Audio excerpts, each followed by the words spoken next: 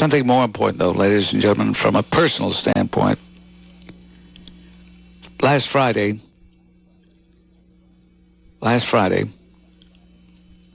a dear friend of mine, and a man known to many, many people, certainly known to a lot of politicians, was sent home from the hospital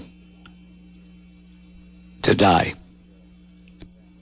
And his family had called me because they knew that Sam Perelli of the United Taxpayers of New Jersey was a dear friend of mine, and he hardly ever missed a Bob Grant program.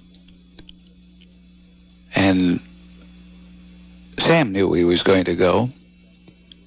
I mean, this may offend some of you, but Sam could teach a lot of us not only how to live, but how to die.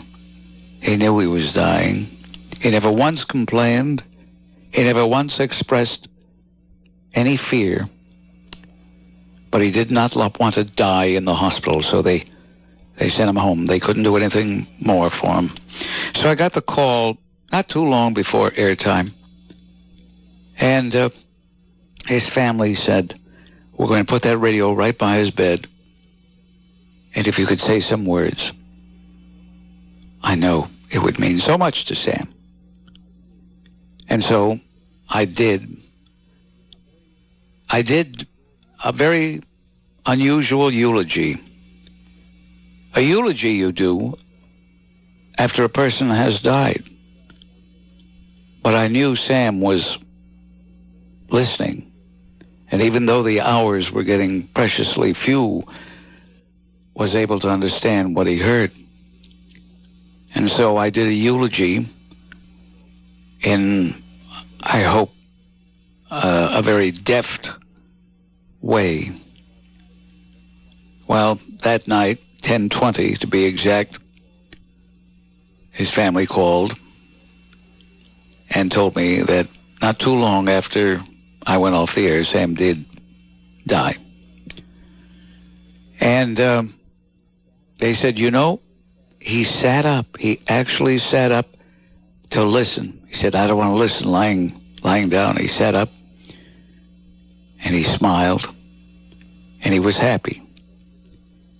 Now, I don't tell you this because I want you to think, oh, what a great guy Bob Grant is. Oh, wasn't that nice? No, I tell you this because words can mean so much to some people, especially when the person hearing those words knows the one speaking those words is talking from the heart, as I was and as I am now. And I went to his wake yesterday.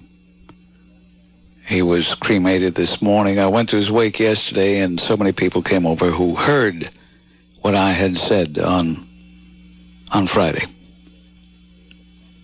And there were some politicians there.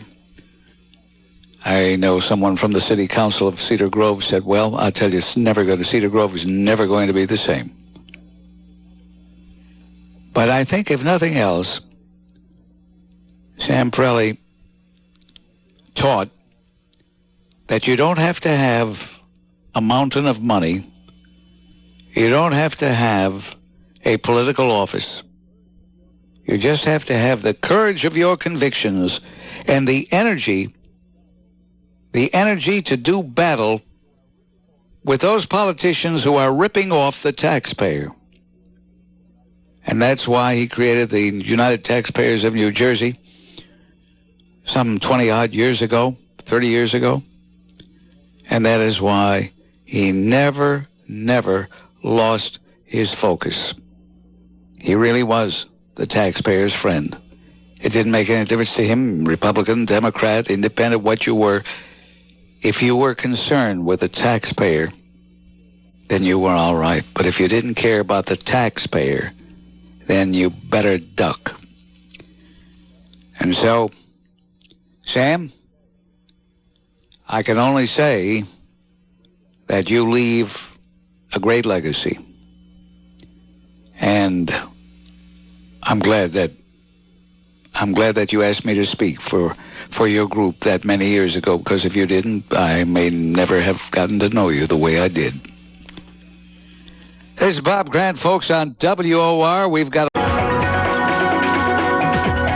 going to pick up the telephone right now, folks. Let's see, who do we have first? It's Tom, I believe, checking in. Yes, hello, Tom. Hi, Bob. I, too, was at Sam's wake yesterday. I met him through your show, and thank you for introducing him to me, because it was very helpful to me. I started a taxpayer group years ago and trying to fight local politicians. Sam taught me a lot of how to maneuver yourself around a lot of the tricks they pulled, and I'd spend hours with him sometimes on the phone. He could talk, and one thing about Sam, you called him up, he returned a phone call within 10 minutes. Oh, yeah. Or at least by the end of the day. And I did speak to him about a month and a half ago, and he had revealed to me that he had cancer, and, you know, it was sort of late diagnosed. And he sounded a little weak, but he was still punching away. I mean, you could tell I think he fought right up to the last minute as much as he could. And it was a blow to me. I mean, I knew it was coming, and when I heard you, I thought he had already passed away. I sort of heard your show when you did that little eulogy, and I was thinking, oh boy, it must be close. And it was. I saw it was up on his website, and saw the post that he had passed away. And I went yesterday. I know you must have went earlier. I saw you signed in early.